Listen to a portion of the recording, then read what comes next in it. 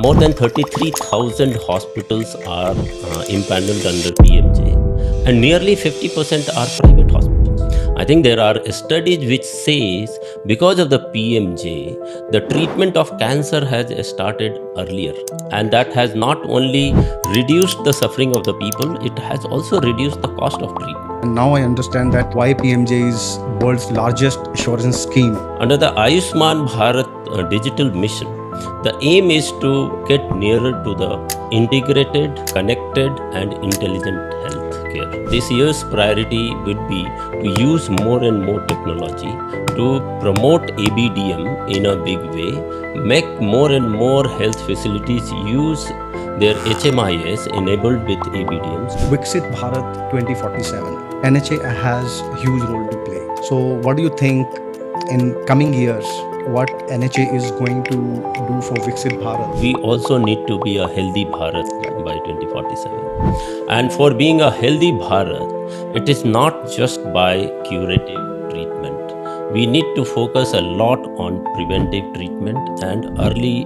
diagnosis or early detection of the disease. Total beneficiary covered till date under PMJ. We have covered 12 crore families. In addition, we have added 37 lakh ASA, Anganwadi and workers, and then about 6 crore citizens of age 70 and above. As of date, we have generated 43 crore Ayushman card who can directly avail healthcare from the impaneled hospital. Your top priority for 2026, one top priority. To making the intelligent healthcare by applying more and more technology based on the data available under PMJ and adopting ABDM in a big way across the health facilities in the country. I'm so happy to know that you are talking so much about AI, because without AI, things won't move in future.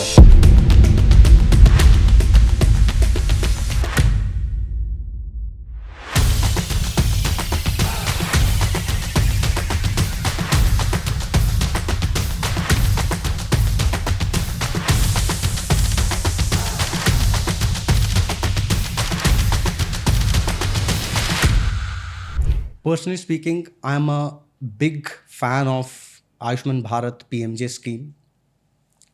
The number of lives this scheme is touching, the number of patients being treated, and the kind of impact being created by this scheme cannot be captured by any data or any study. And today, in our special episode, we have a very special guest, Dr. Sunil Kumar Barnwal, CEO, National Health Authority. The man who is leading PMJ, ABDM, and many more such initiatives from the front. Dr. Barnwal is an IS officer of 1997 batch from Jharkhand cadre. He is an engineer by training, and he holds a special degree in public administration from Lee Kuan Institute, Singapore, and Harvard University. Welcome to the show, Dr. Barnwal. Thank you. Okay. So, Dr. Barnwal, we will have two rounds. One is a broader question round, and another is a rapid fire round. And I'm your host, Dr. Nishil Naveen, and I will be leading the conversation with Dr. Barnwal. So, Dr. Barnwal, my first question to you is that being CEO of NHA, you are responsible for many activities, many initiatives. And I will focus only on PMJ and ABDM. At PMJ, it is basically bridging the gap of accessibility, affordability, and quality care in India for special underprivileged group. And at ABDM, we are creating India's largest digital infrastructure. So I want to know, what are your objectives in these two schemes for this year 2026? Thank you. Thank you for inviting me to this episode. Let me explain to you, National Health Authority, which was established in 2018, is responsible for implementing Government of India's two very important flagship scheme. That is, you mentioned, Ayushman Bharat Pradhan Mantri Jan Arogya Yojana and Ayushman Bharat Digital Mission. Ayushman Bharat Jan Arogya Yojana, as you are aware, it is a health protection schemes providing a health cover of rupees 5 lakh to bottommost underprivileged population. Nearly 40% of the population is covered under the Ayushman Bharat PMJ scheme. So, as a health protection scheme, one of the major objective, and I think it is one of the my priorities, is to make this quality healthcare accessible and affordable to these underprivileged population, and run it in a way that it becomes seamless to onboard many more schemes on this platform. So while the scheme was started by Government of India, many state government also came forward with their own schemes, which are also run on the same platform of PMJ.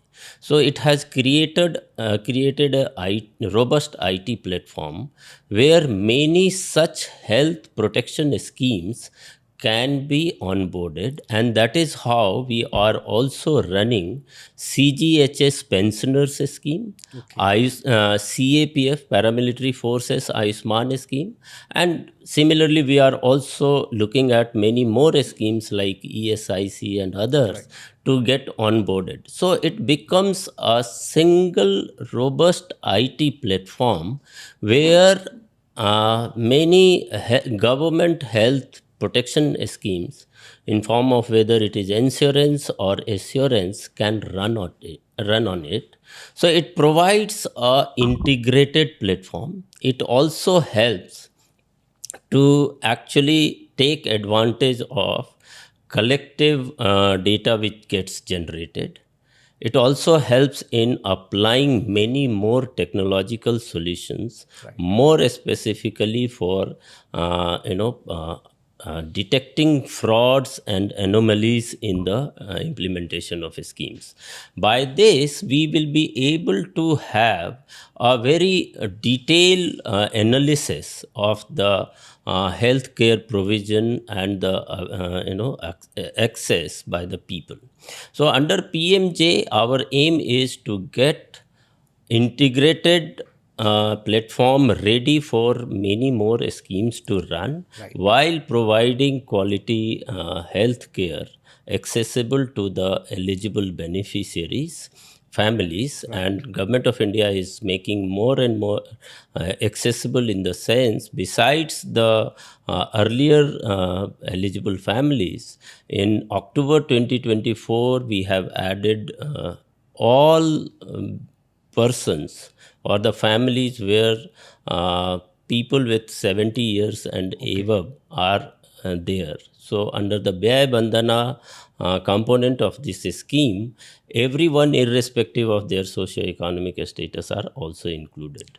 Under the Ayushman Bharat Digital Mission, the aim is to get nearer to the integrated, connected, and intelligent health care. And this is possible because under the Ayushman Bharat Digital Mission, Government of India through NHA has been able to create a digital public infrastructure in form of registries of patients, which are ABHA IDs, then registry of health facilities, which is on HFR, Health Facility Registry, and also the health professional registry for all health professionals. And these three registries interact. Using these three registries, there are gateways for health information exchange. So through ABDM, we are enabling every citizen to hold their own health records, create their own longitudinal health history. So the objective and this year's priority would be to use more and more technology to promote ABDM in a big way, make more and more health facilities use their HMIS enabled with ABDM, so that the health records is electronic health records are created, and second, it gets linked to the patient Abha ID. Correct. That will be actually big strength by which not just the digital health records will be created, it will be accessible for any kinds of analysis or research. Wonderfully explained. I understand. Now I understand that why PMJ is world's largest assurance scheme. And with this conversation, I understand that it has become sort of an umbrella under which you can integrate, state scheme, and with ABDM we can, stitch all these institutions together, right from patients, healthcare facilities, professionals, so that patients can seamlessly, take treatment from different, professionals or hospitals. Yes. So while talking about ABDM, uh, I want to ask you that healthcare, because I am also a doctor, and I have seen that in healthcare there is an inherent resistance of adoption of technology. Healthcare professionals, although if we compare technology in other industries, it is way ahead. Healthcare, it is still struggling, I would say, largely because it is our inherent resistance. So I want, and I'm sure with ABDM, the way government is pushing, the way you are leading ABDM, I'm sure in coming years we'll get a lot of success in this area as well. So I want to understand, Dr. Barnwal, that at scale, how do you visualize that at scale ABDM will function, and how do you visualize that everything is happening seamlessly? Yeah, thank you for this question. Actually, ABDM works at all three scale. One, when we see it focuses on the patient. Right. So everything which happens with the ABDM architecture, actually, it keeps patient in the center. Right. And it is true also, whole healthcare delivery is relates to a person or the individual or the patient. So he travels with the Abha ID across the facility, across the professionals. Their all records gets generated. Correct. And now the patient can see on their mobile personal health record applications the whole health records which gets generated at different point of time, and it gives lot of opportunity to further generate longitudinal history. It can also give some kind of alerts. It can give us give the individual idea about the predictive health and some kind of a pre actions to prevent any kind of disease. So this is first part. If you see the second part, it also empowers and builds the capacity of the health professionals, whether it is a doctor, nurse, or even a paramedics, allied healthcare professionals, as well as the hospitals. Because if you see, the healthcare provision is not just clinical. Right. Clinical is certainly the most important part, but there are a lot of non-clinical work which happens and which a health professional has to do to deliver the healthcare. Whether it is writing a prescription or registering a patient or moving from one place to other place or even sending for diagnostics, pharmacy, etc. Similarly, for hospital, there are a lot of workflows which doesn't relate actually to the clinical work. Right. So these whole workflow, if you see, it takes away the time of a skilled professional from doing his main work, which is a clinical work. So by using ABDM and thereby making application of lot of technological interventions, what actually we do is we do the workflow optimization for the hospitals or for the professional, which makes him more capable to deliver something which is meant to deliver. So that is one big advantage. It actually builds or rather force multiplier of the capacity of the health professional. And let us be open to the idea that how the technology is going to bring this change. The challenge remains the professionals who are more focused on the clinical work. They remain they value more if there is a improvement in the Correct. clinical part of it, Right. without realizing their capacity also gets constrained by non-clinical work. Right. And therefore, if we use technology, their capacity also goes up. So ABDM, and by using HMIS, which is ABDM enabled, Right. lot of things happens very easily. Right. Even by the sharing of the health record using Abha ID with the consent of the patient, the doctor's time in making assessment of a disease will be much lesser. Lesser. They will have a previous health record readily available, Correct. both diagnostic as well as the prescription, past prescriptions. So that will help professionals to actually concentrate more on treatment Right. and some diagnosis, not on collecting and analyzing the papers. Correct. And in fact, once we have this, actually we will be able to not just generate the digital health data, build the capacity of the professionals, also improve the overall patients, doctors, and any individual's experience in a health facility, more specifically hospitals. Right. It will also improve the functioning of pharmacies, functioning of laboratories, because then unnecessary repetition will not be required. And in fact, many a times doctors recommend for a diagnostics again and again, Right. because they don't have the immediate availability of the past records. Correct. So these all will actually enable the capacity of the professionals.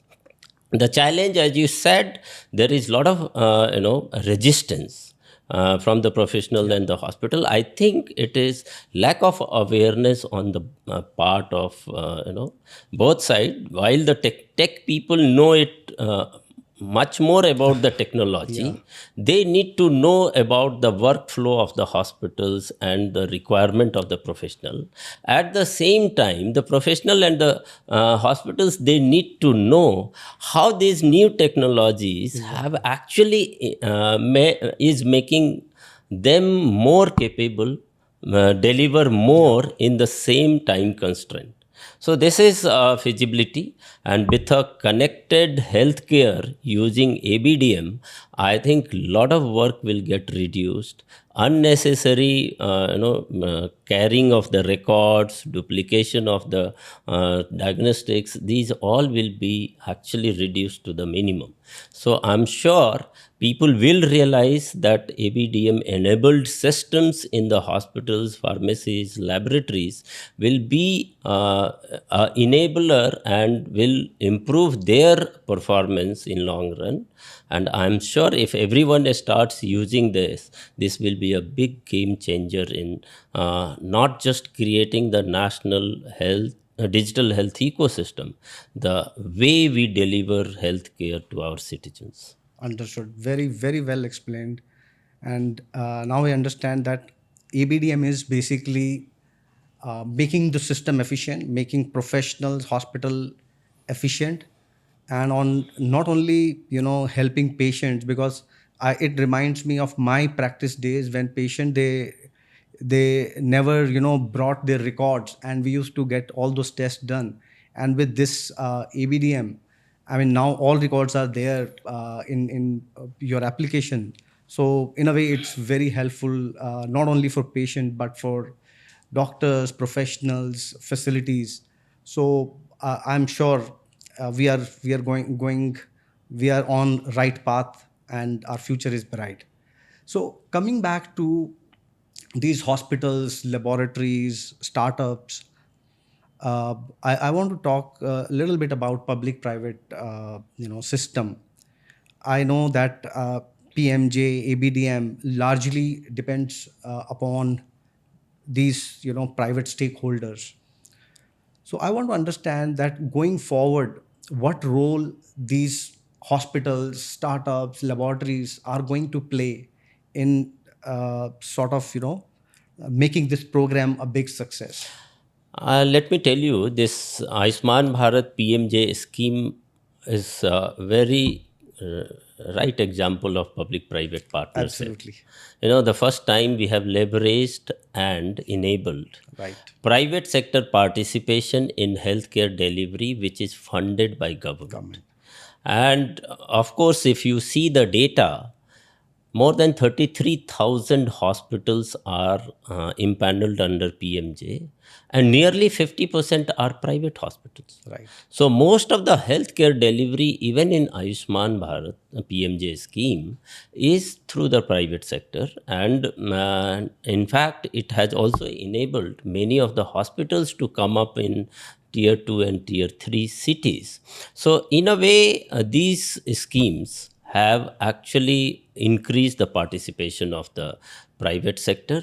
We see the PMJ scheme is a game changer in making healthcare accessible Right. near to the people. Means going forward to the rural area, to the tier 2, tier 3 cities.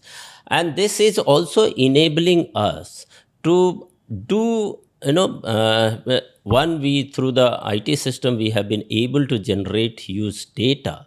Through analysis of that, we are able to assess what kind of treatments are most availed by the people, which packages are mostly used in what kind of hospitals.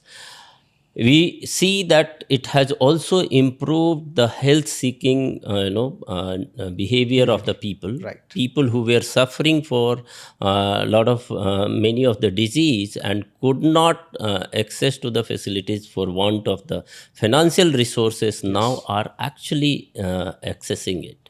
I think there are studies which says because of the PMJ, the treatment of cancer has started earlier. And that has not only reduced the suffering of the people, it has also reduced the cost of treatment. Because if you have the early detection of the disease, I think the treatment also is relatively cheaper. So that way, PMJ has been a game changer. We see there is a lot of participation of the private sector. What we also need is more, as they go more digital, the trust between with the private hospital and the government also goes up. Right. Because we have also seen there are cases of anomalies, Yes, frauds fraud. happening. Because of the IT system, we are able to detect right at early stage. But this can completely be reduced to minimum if the hospitals also come on the digital system. They create electronic records, submit electronic record, send through the National Health Claim Exchange directly, which is a very important part of the ABDM architecture. Then I think the trust will also improve. Right. So while we use more and more private sector for the health care delivery, the trust between the government, private, need to increase further. And I think with the help of digital health, it can be done. Yeah, I will take one cue from your conversation that you said because of Ayushman Bharat, a lot of new hospitals, have come up in interior of the country, in tier 3 towns, tier 2 towns. So it is again sort of a big thing that it is again solving the challenge of accessibility and affordability for patients.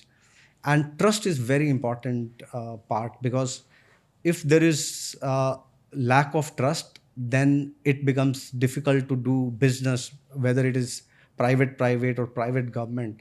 So that is very important. And I'm sure with technology and AI, it will be very easy to detect all these frauds and all these anomalies.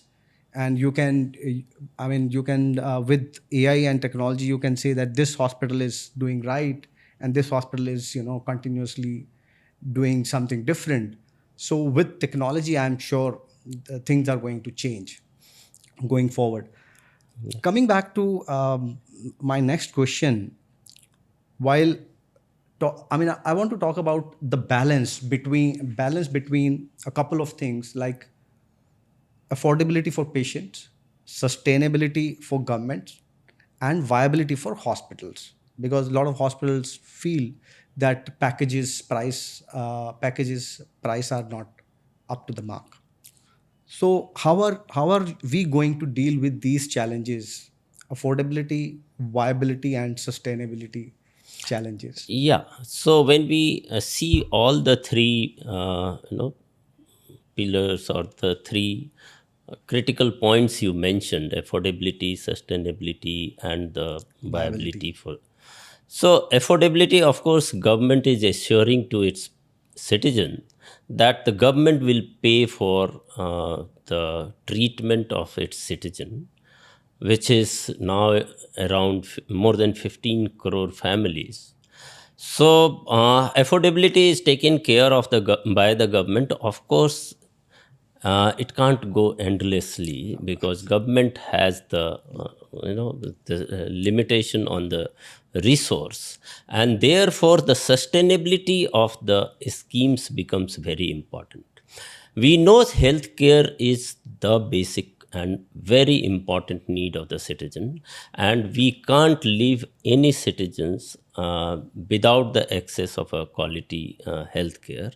So, government came up with this health protection scheme to uh, prevent any catastrophic health expenditure which leads people back to the poverty cycle. Correct. I think this was the first step forward. At the same time, we need more and more government organizations which are using health protection schemes. If they are integrated, I think we can leverage the collective strength of it. We also see the way most of the state governments is also coming on board to provide health care for part of their citizenship, which citizenry, which is not covered in PMJ. And then there are many ways by which we can leverage resources. Right. But at the same time, we will have to keep balancing this sustainability part on behalf of the government, and that is how we leverage the efficiency of the hospitals, Yeah. efficiency of the insurance companies wherever they are, and then the trust in which many of the states have onboarded to. So this part, sustainability, can improve further if the healthcare delivery becomes more efficient, and therefore the role of technology and AI becomes very, very important. And this will also improve with more and more latest treatment technologies which gets into the disease treatment. And I think there are cases in which the cost of treatment has come down, like in case of cancer and others. So the third part, which is the viability of the hospital, is very important, and that is why we, in case of Ayushman Bharat PMJ schemes, we have a system of health benefit package. So it is not line listed that every item is paid for. It is made in form of a bundled package. Right. So every procedure is paid for. So while somebody is undergoing for a surgery, though everything including the bed charges, the cost of diagnostics, cost of medicines are included in one package, and that is how it is given. The big important part is this package keeps on revising, and the reason for revision is, one, the cost of treatment goes up. Many times new technology comes in for the treatment. Sometimes the new medicines come where the cost goes down. Sometimes medical inflation, the cost goes up in some of the packages. Right. So since 2018, when we were using HBP 1.0, we have revised these health packages a few times, and now we are using, as of now, HBP 2022 packages. It is still under revision. There are body of experts who study all these packages. Every procedure is studied, and not just the experts put the clinical part of it. There are health economists in the committees Right. who apply which one should be priced how. Right. And that is how the health benefit packages are revised. And this takes care of the hospital's concern that the packages should make them also, sustain. Right. And therefore, their viability is concerned with this. But I am again very sure that HBP packages are generally acceptable to most of the hospitals. Majority hospitals. Some of the hospitals we did get complaint of picking few packages and not picking some other packages. Those are not allowed under PMJ. Okay. So if you have a specialty and you are impaneled under all specialities, you are supposed to provide the healthcare services.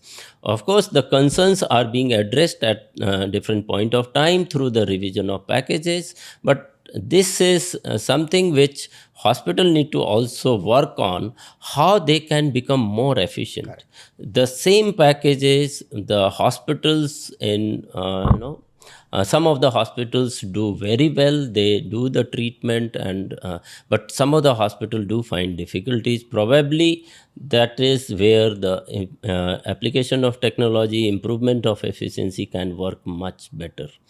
Of course, when we design the health benefit package, we also fix tier 1, tier 2, tier 3 rates, Right. so that the cost of treatment in tier 1 cities are also taken care of. Then we also have some kind of incentives. If you are providing better quality hospital services, like if you are NABH accredited, you get a higher little incentive on the claim amount. Even for the aspirational districts, we have the incentives. So in a way, we are promoting healthcare, not just the healthcare delivery, also the healthcare institutions.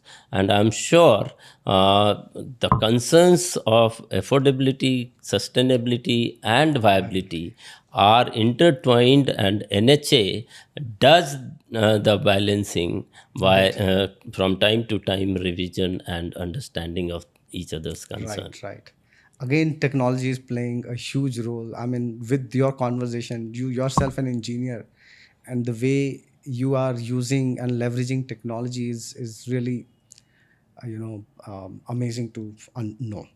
So, Dr. Barnwal, Viksit Bharat 2047, NHA has a huge role to play. So, what do you think in coming years? What NHA is going to do for Viksit Bharat?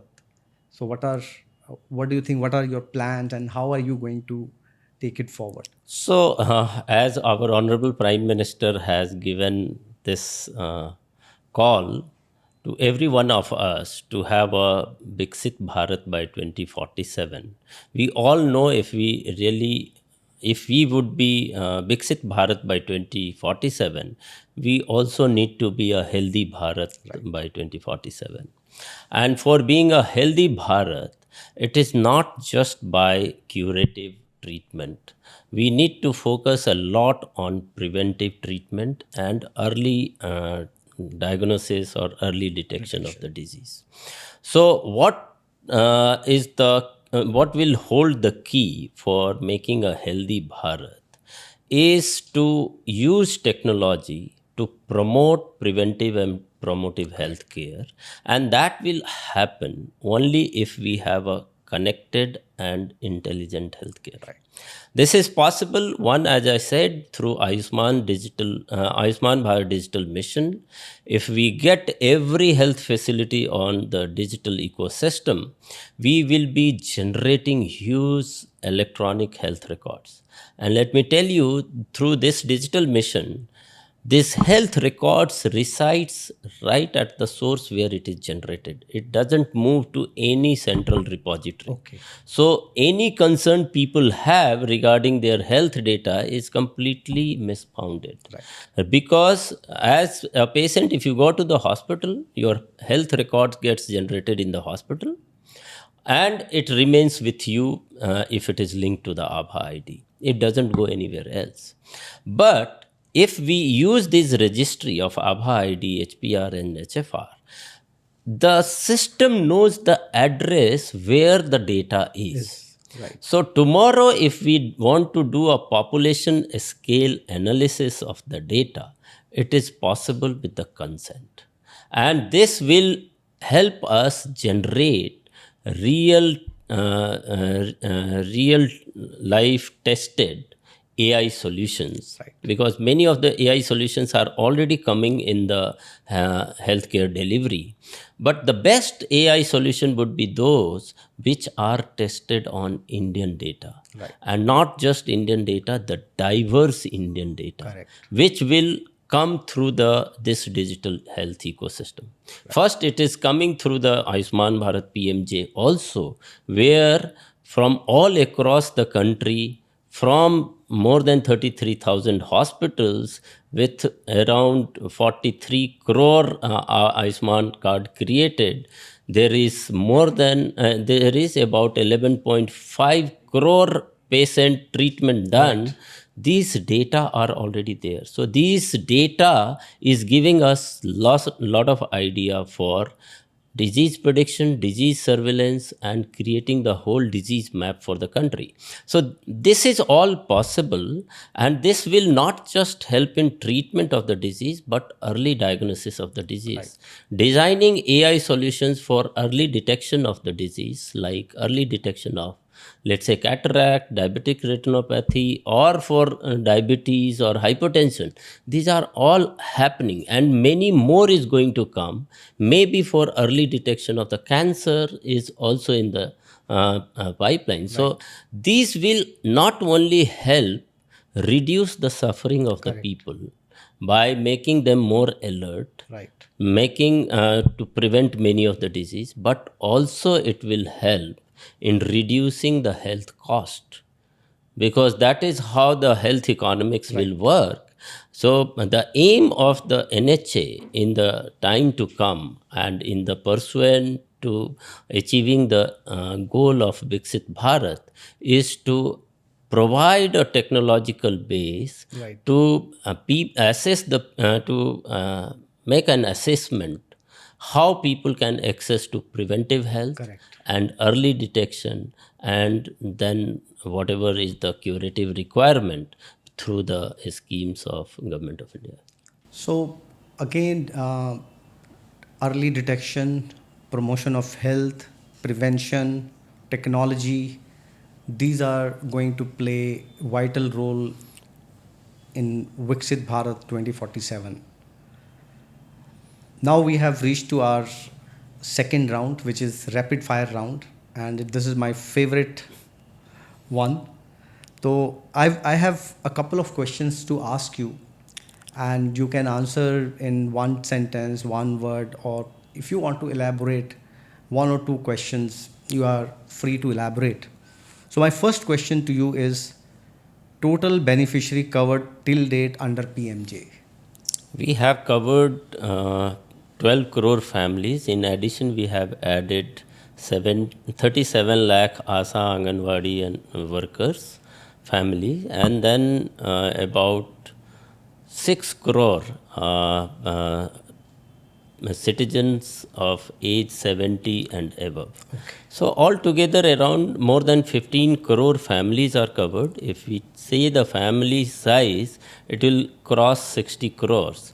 As of date, we have generated 43 crore Ayushman card wow. who can directly avail healthcare from the empaneled hospital. Wonderful. Total beneficiary taken treatment till date under PMJ. It's 11.5 crore beneficiaries have wow. taken treatment under the PMJ scheme. It's a huge number, big number. Mm-hmm. Total number of hospitals empaneled on date? It's 33,200 and so, yeah. Total number of Abha ID created till date? ABHA ID created is about 85 crore. Citizens have got the ABHA ID. 85 crore. Yeah. It's a big number. Yes. Total amount of funds disbursed till date under PMJ scheme? It's 1.7 lakh crore funds have been authorized for treatment of 11.5 crore patients. Wow. One thing hospitals don't understand about NHA or Ayushman Bharat PMJ ABDM.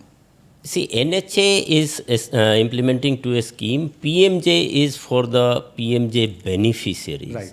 But ABDM is for everyone. Like ABHA ID is for every citizen. Yeah. Each one of 140 crore people can have ABHA ID. They can be connected to the digital health ecosystem.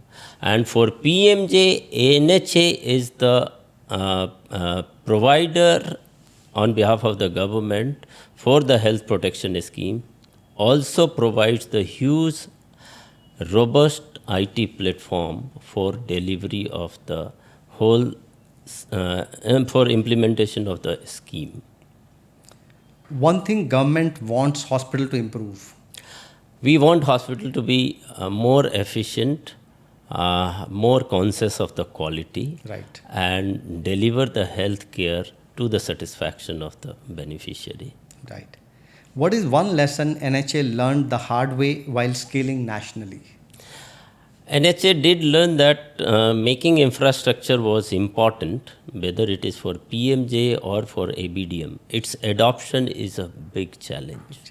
Building the capacity of the hospitals, creating the awareness among the people are a big challenge, and I think it requires continuous effort, which NHA is striving.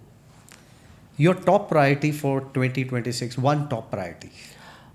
To making the healthcare intelligent healthcare by applying more and more technology based on the data available under PMJ, and building actually adopting ABDM in a big way across the health facilities in the country. What is the next big shift people should expect in public healthcare? From fragmented healthcare to connected and intelligent healthcare will be a big shift. Very nicely explained. A new experiment you are doing at NHA level. We are building on a capacity to use AI in a big way Okay. to develop solutions to analyze the data and give us inferences or analytics for better prediction and better utilization of resources.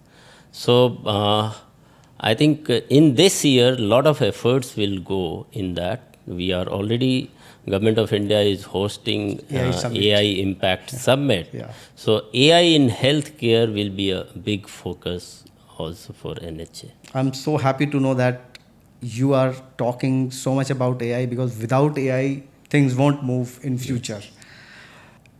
My next question is prevention or treatment? Where should India invest more? Of course, prevention we need to invest more. Till we achieve that, treatment will continue our priority, but prevention has to get more investment. One healthcare startup area you are excited about? We are very excited about startups developing models for early detection of disease. Okay. And also developing solutions to develop the capacity of our frontline worker in segregating the patients from chronic care to the normal patient. So detection or screening of people at the front line will be a big advantage if we use AI in a big way to develop the capacity. Absolutely. So my one last question is a personal question. You are a trained engineer. You went to Lee Kuan Yew Institute in Singapore, then Harvard University, and you hold a degree in public administration. One or two takeaways from those two big institute and with your learning. So it would be great to hear, and our audience will like this. Yeah, being an engineer always had a flavor for the technology, and we see a lot of value in using technology to improve the functioning or improve the healthcare delivery. At the same time, learning from the Lee Kuan Yew School of Public Policy and Harvard Kennedy School, I believe if we really invest in people, understand their need, and do capacity building, I think changes are possible. So while we focus on change management, we need to understand what drives people, what really benefits them, keeping people in the center and building the capacity of the system. I think these changes are possible. These two learnings, I think. Great learning and wonderful points. Thank you very much, Dr. Barnwal. And with that, we are concluding this episode. I had a really wonderful conversation. I really enjoyed this conversation with Dr. Barnwal, and we will definitely come up with more such episodes. And till then, thank you very much and take care. Thank you. Thank you.